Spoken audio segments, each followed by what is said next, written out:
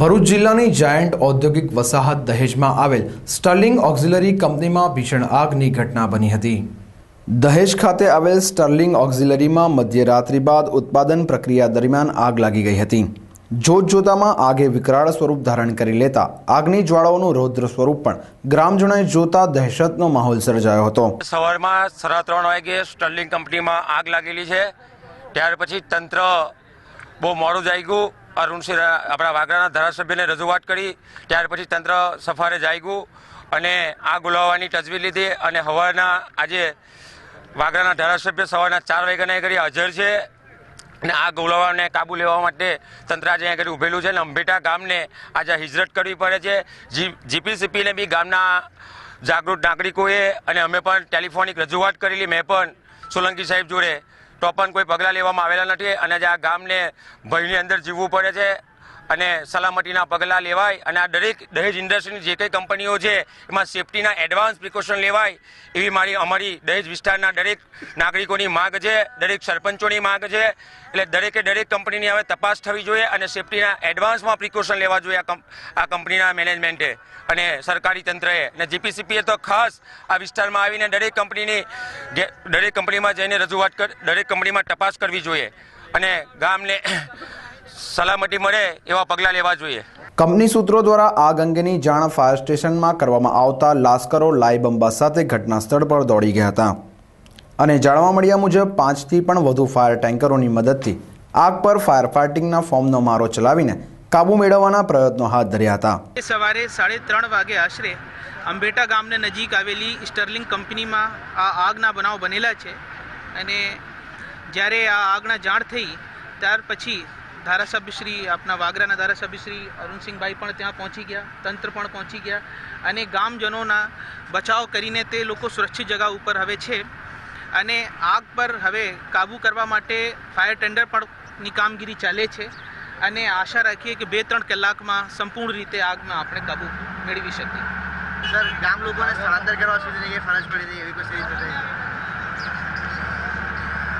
જ્યારે મોર્નિંગમાં બનાવ થયા તો સવારે આ બનાવ થયા તે જાણ નથી હતી કે કેમિકલ કયા પ્રકારનું છે, આમાં ટોક્સિક મટીરિયલ છે કે ફ્લેમેબલ છે, તો આમાં આપણે સાવધાની રાખી અને કોઈ પણ પ્રકારના બનાવ નહીં થાય એ ધ્યાને લઈ આપણે એ લોકોને ટ્રાન્સફર કરેલા છે। ભીષણ આગની ઘટનાને પગલે Bharuch industrial safety and health વિભાગની ટીમ તેમજ દહેજ પોલીસ દ્વારા વિકરાળ આગ અંગેની ચક્રોગતિમાન કર્યા છે। અત્રે ઉલ્લેખનીય છે કે આગની ગંભીરતા પારખી પ્રશાસન દ્વારા ઓફસાઇડ ઇમરજન્સી જાહેર કરવામાં આવી છે, જેના પગલે નજીકમાં આવેલા અંબેઠા અને જાગેશ્વર ગામના આશરે 200 જેટલા લોકોને સલામત સ્થળે ખસેડવામાં આવ્યા છે। તેમજ ઘટનાની ગંભીરતા પારખીને પ્રાંત અધિકારી અમિત યાદવ, જીપીસીબી, DISH અને સ્થાનિક અધિકારીઓ સહિતનો કાફલો ઘટના સ્થળે દોડી આવ્યો હતો। આ સાથે વાગરા પંથકના ધારાસભ્ય અરુણસિંહ રાણાએ પણ ઘટના સ્થળે દોડી આવી ગ્રામજનોની મુલાકાત લઈ યોગ્ય સહાય પૂરી પાડવાની તૈયારી બતાવી હતી।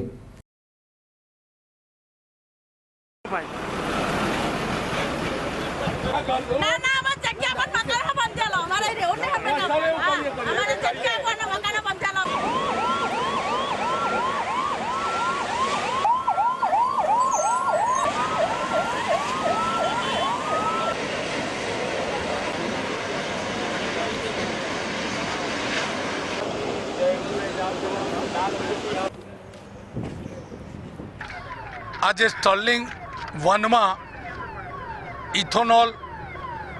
ઇથોનોલ ઓક્સાઇડ કેમિકલ કરીને આવેલો છે।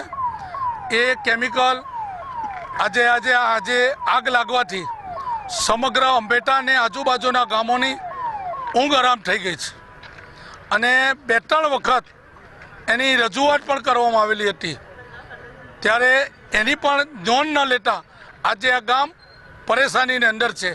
જ્યારથી 4 વાગ્યાથી ખબર પડી છે ત્યારથી અમે આ ગામના તમામ લોકોને દૂર ખસેડવાનું પહેલું તો કામ કરેલું છે।